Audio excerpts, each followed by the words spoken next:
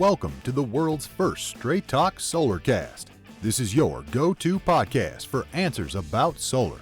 Brought to you by Solar Harmonics in Northern California, who invite their customers to own their energy by purchasing a solar panel system for their home, business, or farm. Each episode, we discuss questions facing people making the decision to go solar. The solutions to your questions are given to you straight by one of the leading experts in the solar industry, Jamie Duran, president of Solar Harmonics. Feel free to search our library for answers to questions that you're facing when considering solar. And now, here's Adam Duran, our host with the questions, and Jamie Duran, our solar expert with Straight Talk Solarcast. Hello, Jamie. Hello, Adam. How's everything in the land of solar this week? Well, as usual, tons and tons going on. At least I haven't heard any big companies going out of business. So that's a step in the right direction. And actually, we have some good news. I know you always complain that it's always doom and gloom in the land of solar, but today is a little bit of sun. But we'll see how it goes, and I'll get your opinion afterwards. You'll beat it out of me. Okay, go for it, Jamie. Okay. So we've talked in the past about the Inflation Reduction Act that was passed 2 years ago, and how it increased the solar tax credit from 26% to 30%, and then it locked it in until 2034. And so everyone's very excited. Yay. And then there was another provision that said if you use American products or American steel in your solar projects, that you would be eligible for an additional 10%. So a 40% tax credit.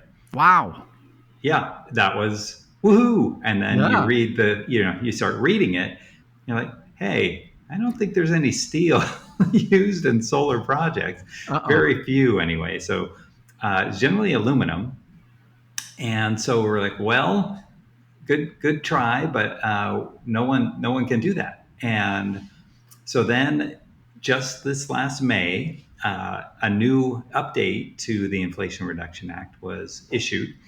And so now if you use, I'm going to say 40%, 41 point something percent, US made products, including solar panels, inverters, racking material.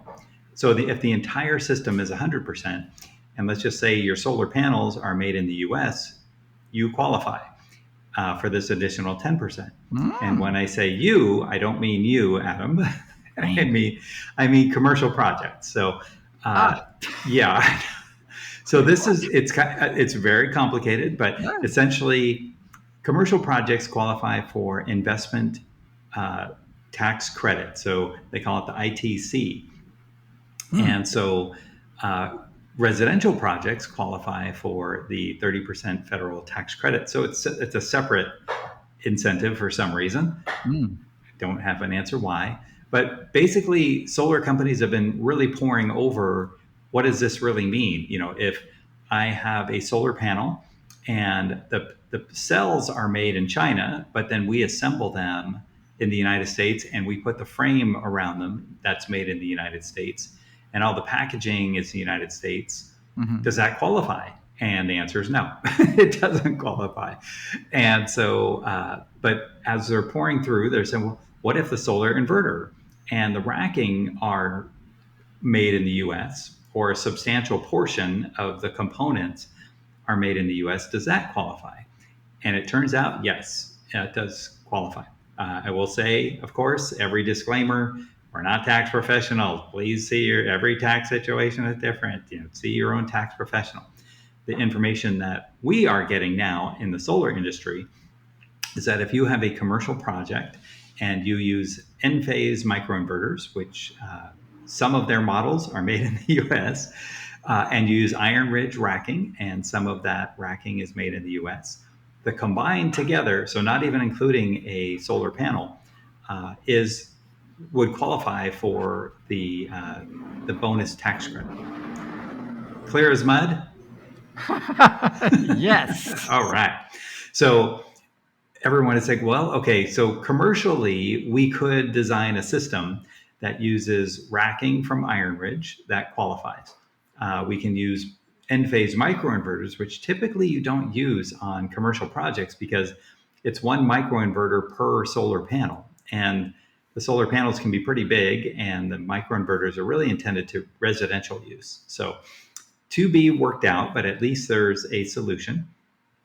And then if the solar panels, if they're made in China or they're made in the United States or Mexico or wherever, it'd be great if some of their materials were made in the U.S., but it's not required. So a very interesting development.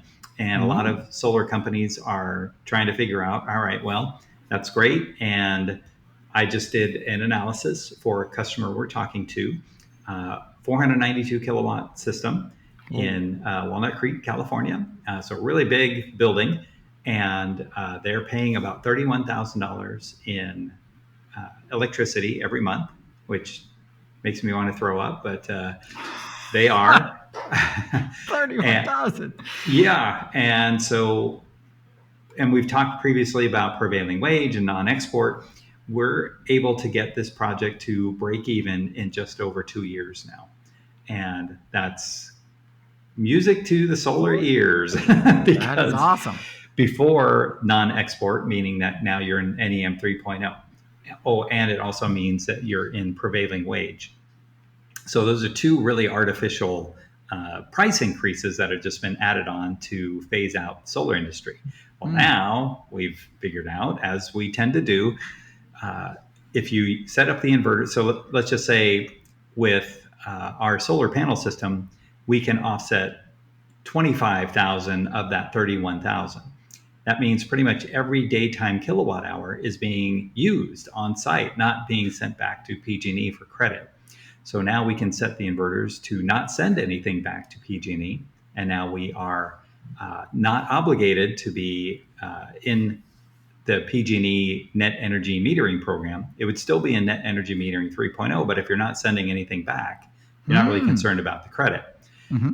That also moves us out of not having to do prevailing wage, which basically doubled the installation cost of a solar project artificially. Yeah.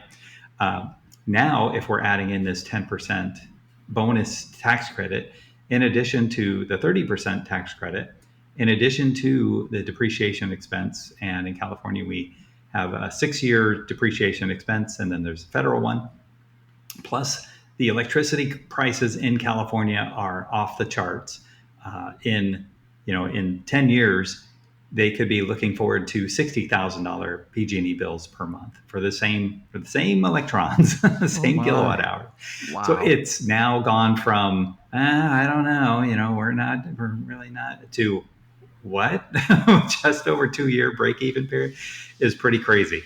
And then on the resident, so far so good on the commercial side. Yeah, that's pretty cool. Yeah. Very cool.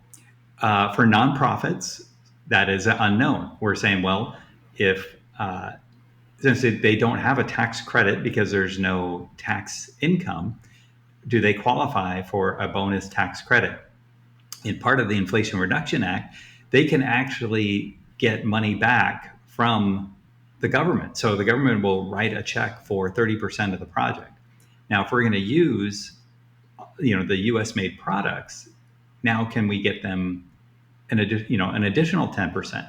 That part is unclear. So to be determined, to be discussed. But another really interesting part of that. So if a church, for example, can get back 40% instead of 30%, and in the face of these rising electricity prices, plus doing the right thing for the environment, everybody, it can really make the difference. And so we're really excited by these two things. And so I bet you have some questions. So we don't know nonprofits yet. Correct.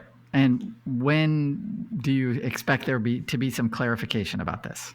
Well, it took 4 months, about 3.5 months for actually the solar companies to decipher just this latest update. I'm guessing probably by the end of the year, we'll know if we can use this for nonprofits going forward. Okay. I know.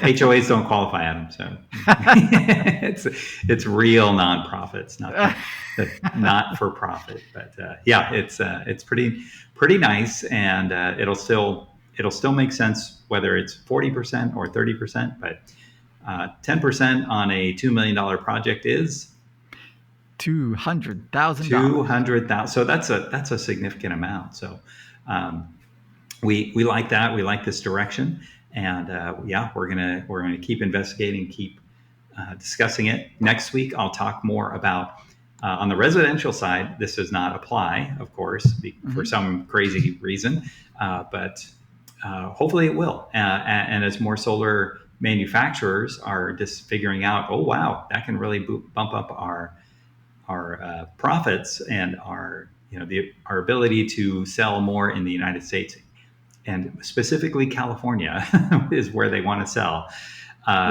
Making more sense for them to set up manufacturing in the U.S., which was the whole point of all of this. So yes, but not in California.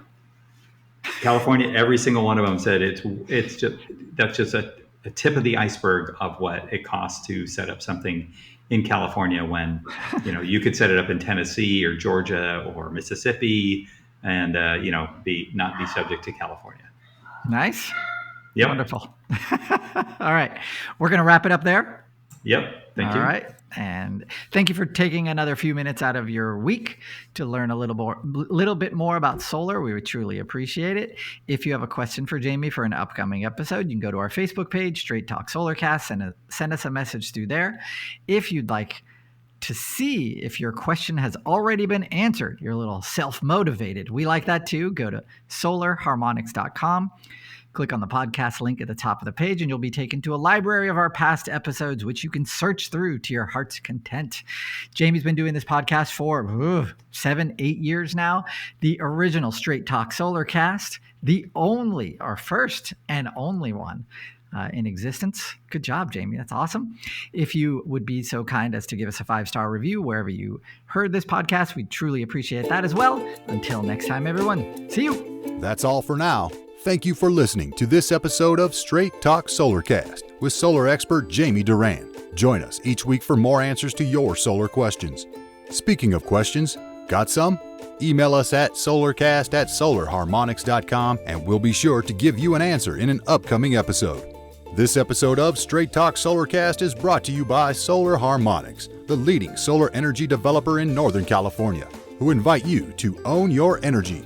Visit them on the web at www.solarharmonics.com.